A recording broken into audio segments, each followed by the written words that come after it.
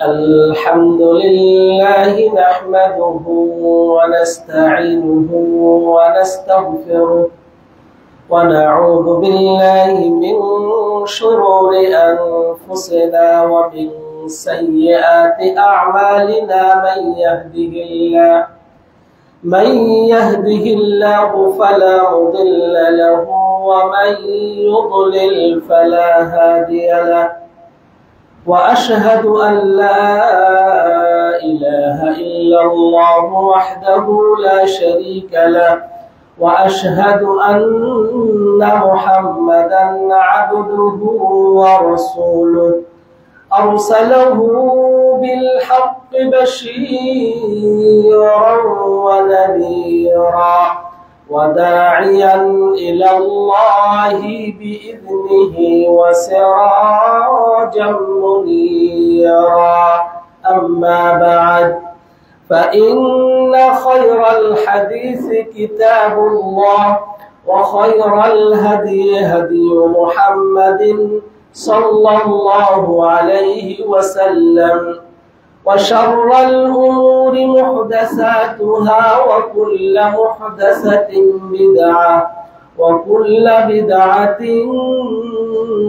ضلالة وكل ضلالة في النار فأعوذ بالله من الشيطان الرجيم بسم الله الرحمن الرحيم يا أيها الذين آمنوا اتقوا الله حق تقاته ولا تموتن إلا وأنتم مسلمون يا أيها الناس اتقوا ربكم الذي خلقكم من نفس واحدة وخلق منها زوجها وبث منهما رجالا كثيرا ونساء واتقوا الله الذي تساءلون به والأرحام إن الله كان عليكم رقيبا يا أيها الذين آمنوا اتقوا الله وقولوا قولا سديدا يصلح لكم أعمالكم ويغفر لكم ذنوبكم ومن يطع الله ورسوله فقد فاز فوزا عظيما. وقال الله عز وجل في كلامه المجيد وفرقانه الحميد: ومن يكفر بالإيمان فقد حبط عمله وهو في الآخرة من الخاسرين. আলহামদুলিল্লাহ, যাবতীয় প্রশংসা এবং গুণগান একমাত্র সেই আল্লাহ রাব্বুল আলামিনের জন্য, যে আল্লাহ রাব্বুল আলামিন আজকে আমাদেরকে জুমার দিনে জুমার মসজিদে জুমার সালাত আদায় করার জন্য আসার তৌফিক দান করেছেন। এজন্য বলে আলহামদুলিল্লাহ।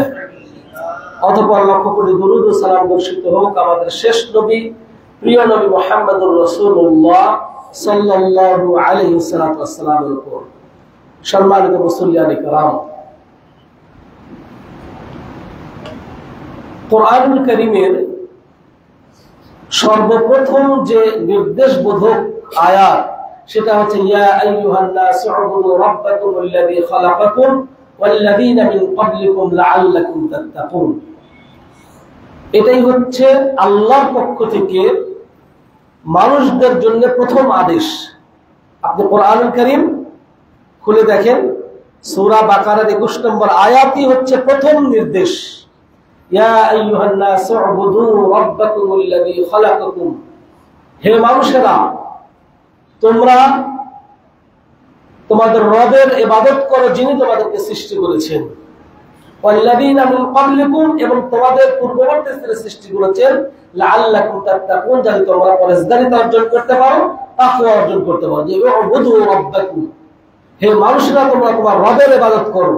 এর আগে যে 19টা 20টি আয়াত রয়েছে, এই আয়াতগুলো নির্দেশবোধক শব্দ দ্বারা নয়। প্রথম নির্দেশ হচ্ছে আল্লাহ রাব্বুল আলামিন বলেছে উবুদু রাব্বাকুম, তোমার রবের ইবাদত করো।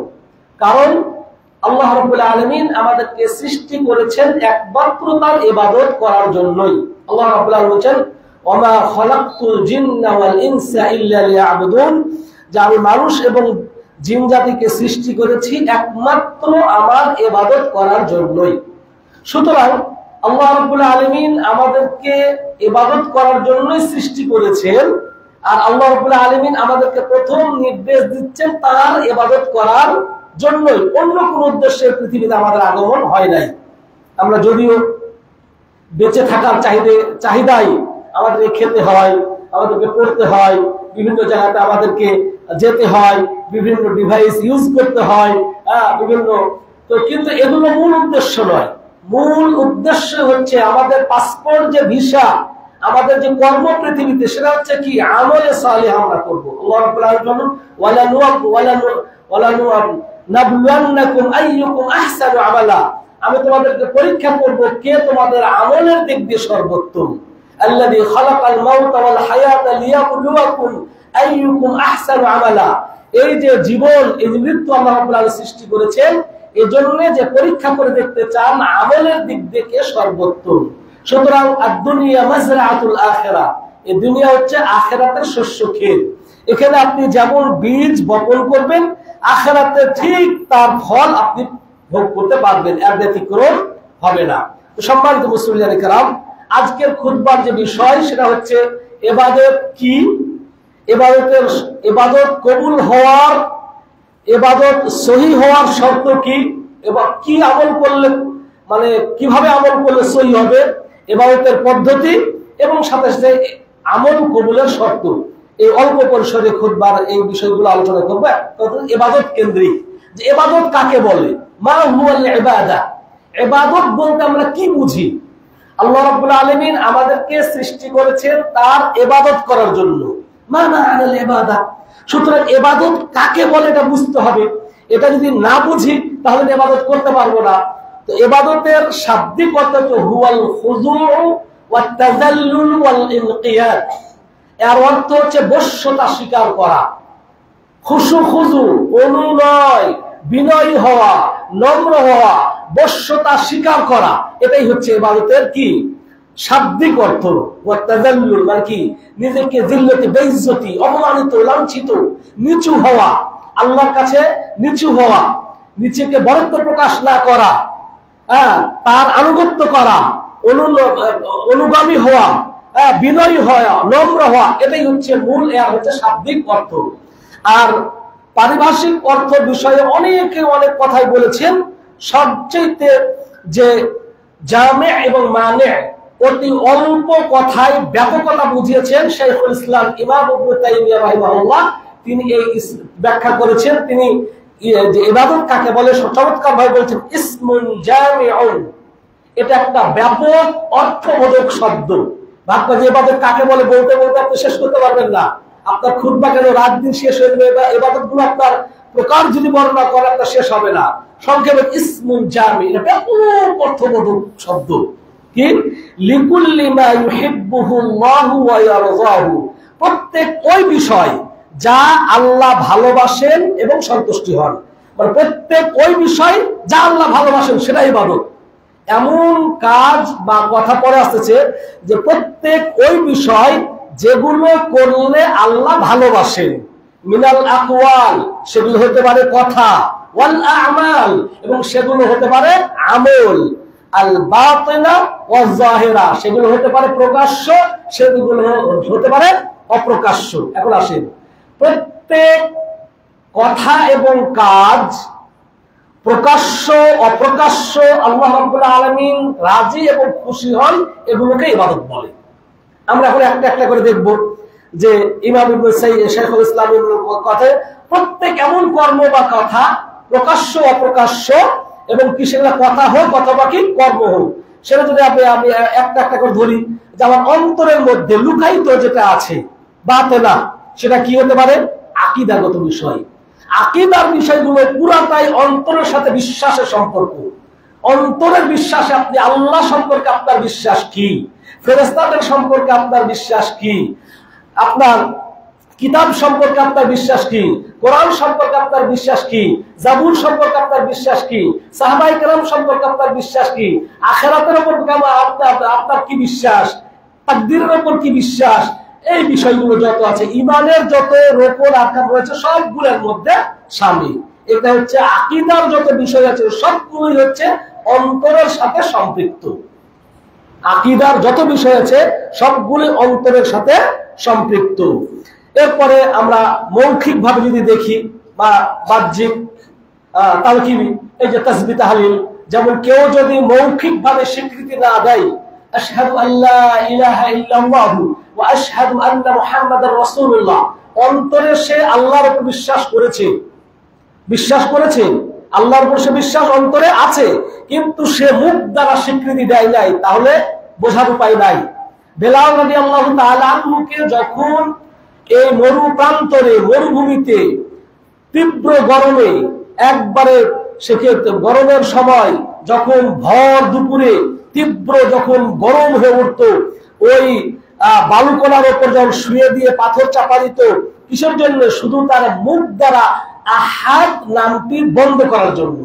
তাহলে মুখ দ্বারা স্বীকৃতি দেওয়া, মুখ দ্বারা যদি স্বীকৃতি না দেন তাহলে বোঝা যাবে না আপনি মুসলমান কি না। তাহলে মৌখিক ইবাদত কোনগুলো? মৌখিক ইবাদত এই যে কালেমা, সুবহানাল্লাহ, আলহামদুলিল্লাহ, কোরআন তেলাওয়াত, জিকির আজকার, তাসবিহ তাহলিল, এগুলো সব কি মুখ দ্বারা আমরা বলে থাকি, মৌখিক ইবাদত। ঠিক তেমনিভাবে শারীরিক ইবাদত শুধু মুখে বললে হবে না, শারীরিক ভাবে কি আমরা একদিকে সিয়াম পালন করি শারীরিক ভাবে না খেয়ে থাকার মাধ্যমে, অন্যদিকে সালাত আদায় করি, আবার অন্যদিকে আমরা আপনার হজে গমন করি, তওয়াফ করি, সাই করি, এই যে সালাতের রুকু সেজদা, এগুলো কি বাহ্যিক আমালুল জাওয়ারিহ, এগুলো আমাদের শারীরিক ভাবে আমরা প্রকাশ্যে এই ইবাদত গুলো করে থাকি। আরেকটা আছে যেটা হচ্ছে অর্থ ব্যয়ের মাধ্যমে, যেমন যাকাত, সাদকা, এই বিষয়গুলো। তাহলে আমরা দেখতে পারি এইভাবে আপনি সবগুলোই এর মধ্যে চলে আসবে। তাহলে শাইখুল ইসলাম ইমাম ইবনে তাইমিয়া বলছেন যে প্রত্যেক ওইগুলোকে আমরা ইবাদত ধরবো যে এমন কথা এবং কাজ গোপন অথবা প্রকাশ্য আল্লাহ রাব্বুল আলামিন কি পছন্দ করেন, ভালোবাসেন, ওগুলোই হচ্ছে ইবাদত। সুতরাং আল্লাহ যেগুলো ভালোবাসেন না সেগুলো ইবাদত নয়, সেগুলো করা যাবে না, সেগুলো কি কুফরি অথবা শিরক অথবা কি ফাসিকি কাজ। আর যে কাজ করলে, যে কথা বললে, যেটা অন্তরে বিশ্বাস করলে, যেভাবে করলে আল্লাহ খুশি হন, এগুলো সবই হচ্ছে কি ইবাদত। সম্মানিত ভাইয়েরা, আশা করি আপনারা বুঝতে পেরেছেন ইনশাআল্লাহ। এখন আসেন যে এই ইবাদত কবুল হওয়ার, ইবাদত সহি হওয়ার পদ্ধতি কি, কি শর্ত, কোন শর্তের ভিত্তিতে ইবাদত করলে ইবাদত গুলো সহি হবে। ইবাদত বুঝলাম, ইবাদত অর্থ বুঝলাম, তো সুতরাং ইবাদত করলে কি আমি কি আমার মতো করে ইবাদত করব, নাকি যিনি শারে শরীয়ত দাতা, যিনি শরীয়ত প্রণেতা, যিনি আমাদেরকে শরীয়ত দিয়েছেন, যিনি ইবাদত করতে বলেছেন, যিনি আমাদেরকে ইবাদতের জন্য সৃষ্টি করেছেন, তিনি জানেন তার ইবাদত কিভাবে করতে হয়। আল্লাহ রাব্বুল আলামিন তিনি আমাদেরকে স্রষ্টা, তিনি সৃষ্টি করেছেন ইবাদতের জন্য। সুতরাং ইবাদত গুলো শরীয়ত করেছেন কে? আল্লাহ। শারে হচ্ছে আল্লাহ, এবং সেটা আল্লাহ সরাসরি তো আমাদের সাথে কথা বলে না, আল্লাহ তো সরাসরি দেখায় নাই। আল্লাহ রাব্বুল আলামিন তিনি মানুষদের মধ্য থেকে সময়ে সময়ে যুগে যুগে এমন কিছু নবী এবং রাসূলদেরকে চয়ন করেছেন, সর্বশেষ নবী মুহাম্মদুর রাসূলুল্লাহ সাল্লাল্লাহু আলাইহি সাল্লামের মাধ্যমে তিনি প্র্যাকটিক্যাল ইবাদত গুলো আমাদেরকে দেখিয়ে দিয়েছেন যে ইবাদত গুলো কিভাবে, কোন ইবাদত কিভাবে করতে হয়। তাহলে এখন আমরা জানার চেষ্টা করব যে ইবাদত সহি হতে হলে কোন শর্তগুলো আমাদেরকে মেনে চলতে হবে, তাহলে ইবাদত আপনার কি শুদ্ধ হবে। ইবাদত শুদ্ধ হওয়ার, ইবাদত সহি হওয়ার কিছু শর্ত, এখানে 6টি শর্ত রয়েছে। কয়টি শর্ত? 6টি রয়েছে। 1 নম্বর হচ্ছে ইবাদত যদি সহি হতে হয় তাহলে ইবাদত কোনটাকে ধরবো, ইবাদত কাকে বলবো, ইবাদতের জন্য দলিল থাকতে হবে। দলিল ছাড়া কোনো ইবাদত গ্রহণযোগ্য নয়। 1 নম্বর শর্ত, লা ইবাদাতা ইল্লা বিদ-দলিল। দলিল ছাড়া কোনো ইবাদত নাই। যে কোনো ইবাদত আপনি বলবেন এটা ইবাদত, তার দলিল থাকতে হবে। আর হালাল হারামের বিষয় হচ্ছে পৃথিবীর সবকিছু হালাল, সবকিছু হালাল, বৈষয়িক যা আছে হালাল, যেটা হারামের দলিল পাওয়া যাবে ওটা নিষেধ। পৃথিবীতে অনেক কিছু আছে না, অনেক কিছু আমরা খাই, অনেক কিছু আমরা খাই, সব কি হারাম? আপনি মনে করেন আমাকে যদি বলেন যে হুজুর আপনি কোরআন এবং হাদিস থেকে, আপনার তো আহলে হাদিস, আপনারা বলেন যে কোরআন হাদিস ছাড়া কিচ্ছু মানেন না। হ্যাঁ, অনেকে তো বলে দেখি যে আপনারা আহলে হাদিস, কোরআন হাদিস ছাড়া কিচ্ছু মানেন না। সুতরাং আপনি কোরআন থেকে একটা দলিল দিবেন অথবা হাদিস থেকে একটা দলিল দিবেন, যার মাধ্যমে প্রমাণ হবে যে সামনে পেঁপে গাছে, পেঁপে গাছের পাতা খাওয়া অথবা পেঁপে খাওয়া হালাল, তার দলিল দেন। দলিল আমাকে দিতে হবে না, দলিল আপনাকে দিতে হবে। কেন? আমি বলেছি সব হালাল, ইবাদত ছাড়া বাকি বিষয়গুলো সবই হালাল। হারাম দিলে আপনি হারামের দলিল দিবেন, এগুলো সবই মানুষের উপকারের জন্য। কোনোটা লাগানো জায়েজ, কোনোটা খাওয়া জায়েজ, কোনোটা ঘ্রাণ নেওয়া জায়েজ। যেমন ফুলটা, আপনি ফুলের ঘ্রাণ নিবেন, ফুল কি খেতে পারবেন? এটা খেতে পারবেন না আপনি। তাহলে এগুলো সবই হালাল। হারামের দলিল দিতে হলে আপনাকে দিতে হবে। তাহলে ইবাদতের ক্ষেত্রে হচ্ছে ইবাদতের জন্য দলিল লাগবে। আমরা যেগুলো বলছি যে সালাত পড়া ইবাদত, সালাতের দলিল আছে। যাকাত ইবাদত, যাকাতের দলিল আছে। হজ ইবাদত, হজের দলিল আছে। সিয়াম ইবাদত, সিয়ামের দলিল আছে। মিলাদুন নবী ইবাদত নয়, তার দলিল নাই। আপনাকে আপনি যে হুজুর আপনি দেখান যে নাই, তার দলিল দেখান। ভাই জমি তো আমার না, দলিল আমি আপনাকে কিভাবে দেখাবো? আমি কি বলেছি যে এই জমি আমার? আমি যদি বলি এই জমি আমার না, না তাহলে দলিল দেখান। ওটা উল্টা হয়ে গেল না? আমার না আমি দেখাবো কিভাবে? আমার না, দলিল নাই দেখেই তো আমি বলছি যে জমি আমার নয়। তো এই জন্য ইবাদত এটা না, ইবাদত এটা করা যাবে না, এটা বেদাত। কিন্তু আপনাকে প্রমাণ করতে হবে যে এটা দলিল, এই দলিলের আলোকে এটা ইবাদত। তাহলে 1 নাম্বার শর্ত হচ্ছে কোন একটি ইবাদতকে আমরা যদি ইবাদত মনে করি তাহলে তার সপক্ষে দলিল উপস্থাপন করতে হবে। আর ইবাদতের জন্য দলিল কিন্তু অন্য কোনো কিয়াস করে হবে না। ইবাদতের জন্য কিয়াসের দরকার নেই। ইবাদত সরাসরি আল্লাহ এবং তার রাসূল থেকে প্রমাণ করতে হবে। শারে হচ্ছেন আল্লাহ রাব্বুল আলামিন, শরীয়ত দাতা, মাধ্যম হচ্ছেন নবী মুহাম্মদুর রাসূলুল্লাহ সাল্লাল্লাহু আলাইহি ওয়াসাল্লাম। আল্লাহ রাব্বুল আলামিন নবীর মাধ্যমে শরীয়ত করেছেন। সুতরাং আল্লাহ রাব্বুল আলামিনের ওহী দ্বারা নবী মুহাম্মদুর রাসূলুল্লাহ সাল্লাল্লাহু আলাইহি ওয়াসাল্লামের মুওয়াফাকাত দ্বারা, যে তিনি শব্দ তিনি কি নিজে পালন করেছেন, তিনি বলেছেন অথবা তিনি মৌন সম্মত জানিয়েছেন, এর মাধ্যমে আমাকে ইবাদত প্রমাণ করতে হবে 1 নম্বর। তাহলে প্রথম যেটা ইবাদত সহিহ হওয়ার শর্ত, সেটাকে বুঝলাম যে কোন দলিল ছাড়া ইবাদত সাব্যস্ত হবে না, যতক্ষণ পর্যন্ত তার সপক্ষে দলিল পাওয়া না যাবে না, তাকে আমরা ইবাদত মনে করব না। 1 নম্বর। নবী সাল্লাল্লাহু আলাইহি ওয়াসাল্লাম এর সম্পর্কে হাদিস, নবী সাল্লাল্লাহু আলাইহি ওয়াসাল্লাম বলছেন, মান আহদাসা ফি আমরিনা হাযা মা লাইসা মিনহু ফাহুয়া রাদ। মান আহদাসা ফি আমরিনা, যে নতুন তৈরি করলো, ফি আমরিনা আমাদের শরীয়তের মাঝে, হাদা আমাদের এই শরীয়তের মাঝে, এই ইসলামের মাঝে, এই দ্বীনের মাঝে, মা লাইসা ফিহি যা শরীয়তের অন্তর্ভুক্ত নয়, ফাহুয়া রাদ্দুন তা অগ্রহণযোগ্য। রাসূল সাল্লাল্লাহু আলাইহি ওয়াসাল্লাম স্পষ্ট করে দিলেন যে আমাদের শরীয়তে এমন নতুন কিছু উদ্ভাবন করা যা আমাদের শরীয়ত সমর্থিত নয়, শরীয়তে নাই, এটা অগ্রহণযোগ্য, এটা গ্রহণ করা হবে না। এটাই হচ্ছে বিদআত, এটাই হচ্ছে কি বিদআত। 1 নম্বর। 2 নম্বর, আন তাকুনা আল ইবাদা মুওয়াফাকাতান লিশ-শারঈ ফি জিনসিহা, সেটা হচ্ছে যে আপনার এই ইবাদতগুলো আমরা ইবাদত মনে করব, আমরা ইবাদত মনে করব, সেটা হচ্ছে বিভিন্ন প্রকার বস্তু, বস্তু দ্বারা। যেমন কি আমরা এর ক্ষেত্রে, এই হজের ক্ষেত্রে বা কুরবানির ক্ষেত্রে আমরা কুরবানি করি। আমরা কিসের কুরবানি করি? গরুর কুরবানি করি, আমরা কুরবানি করি, ছাগল কুরবানি করি, উট কুরবানি করি। তাহলে যে জিন্স, এই নির্দিষ্ট জিন্স বা নির্দিষ্ট প্রকার, নির্দিষ্ট বস্তু, নির্দিষ্ট পশুকেই আমরা কি করি? জবাই করি।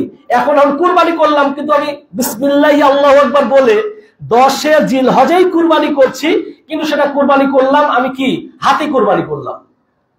অথবা ঘোড়া খাওয়া বৈধ। কিছুদিন আগে তো আপনারা মাশাআল্লাহ ফেসবুকে খুব ভাইরাল, ঘোড়া খাওয়া এবং ঘোড়ার জবাই করা, ঘোড়ার গোশত বিক্রি হচ্ছে। ঘোড়ার গোশত খাওয়া বৈধ, জায়েজ। আমাকে দিলে আমি খাবো কিনা ওটা আলাদা বিষয়, কিন্তু বৈধ, জায়েজ। যেটা বৈধ আপনাকে বৈধ বলতে হবে। রুচি অনেকের হয়, অনেক ব্রয়লার মুরগি খায় না, তাই কি হারাম? না, হালাল। তো আপনি যদি এই ঘোড়া দ্বারা কুরবানি করেন তাহলে কুরবানি কি হবে না।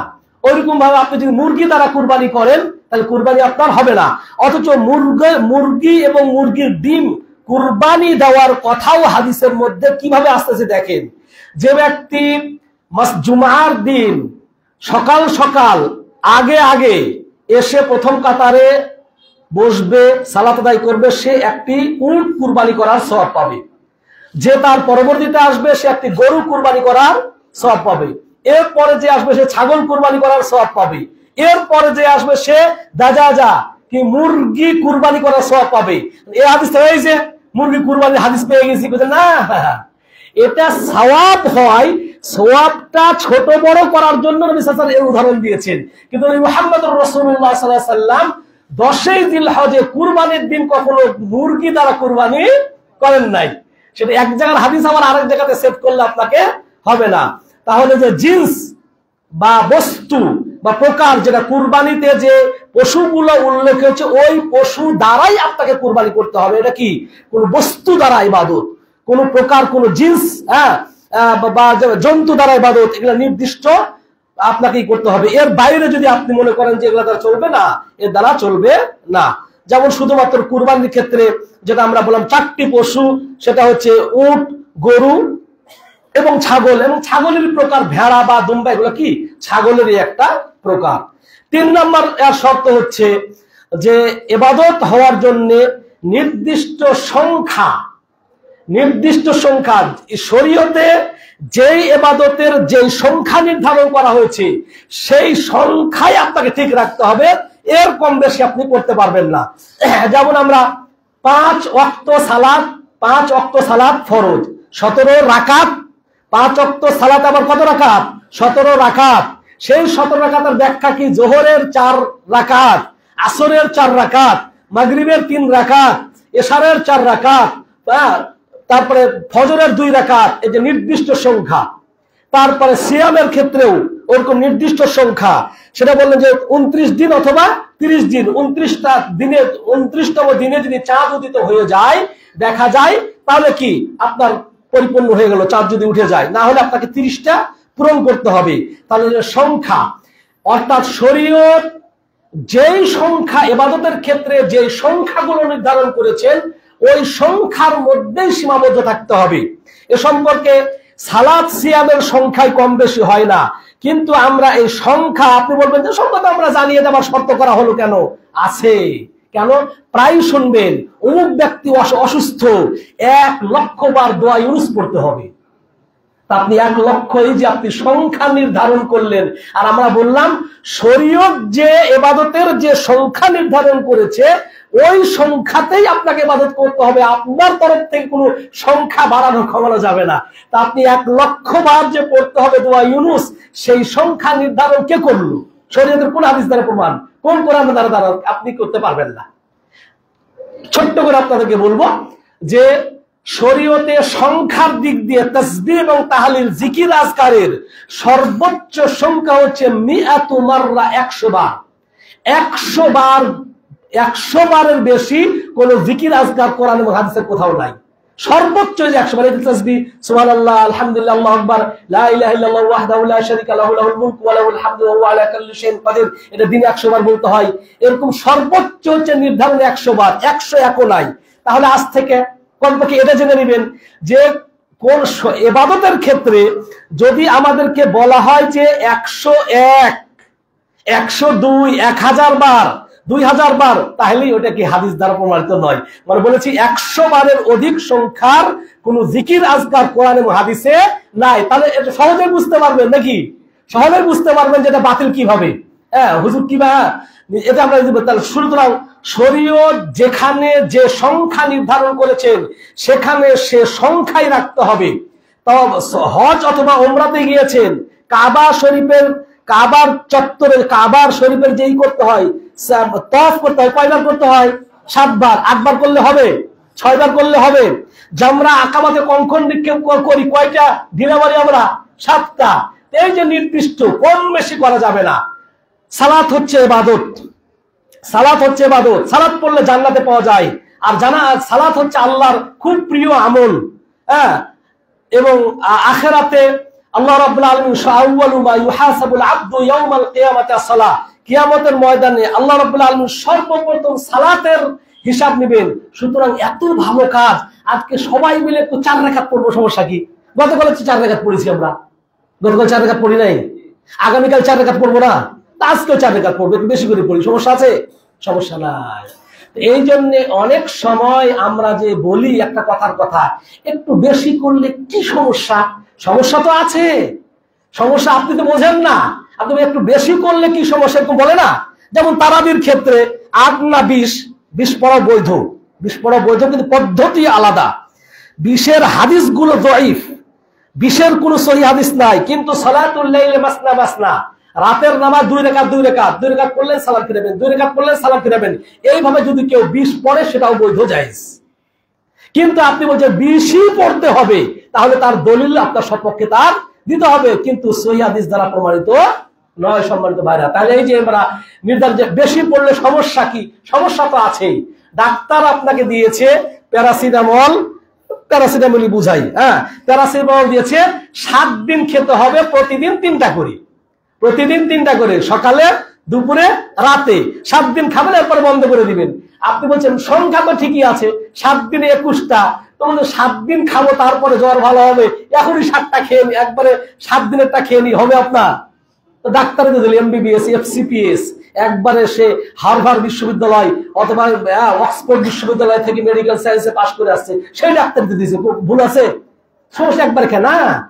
ডাক্তার যেই পদ্ধতিতে আপনাকে খেতে বলেছে, যেই সংখ্যা আপনাকে বলেছে, আবার ওই যে কিছু যেটা আপনার অ্যান্টিবায়োটিক আছে বয়সের সাথে সম্পৃক্ত, কত বয়স হলে কত চামচ, হ্যাঁ, বা কয় ঘন্টা পর পর, কিছু কিছু আপনার অ্যান্টিবায়োটিক 8 ঘন্টা পর পর, এরকম আছে না, 8 ঘন্টা পর পর খেতে হয়, তাতে সে 5 ঘন্টা পর পর খেলে হবে না।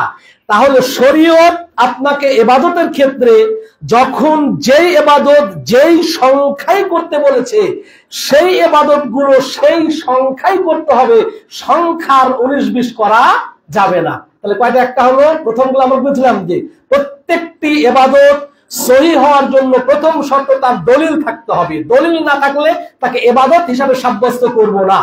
2 নম্বর জিন্স বা প্রকার বা বস্তু, হ্যাঁ, যে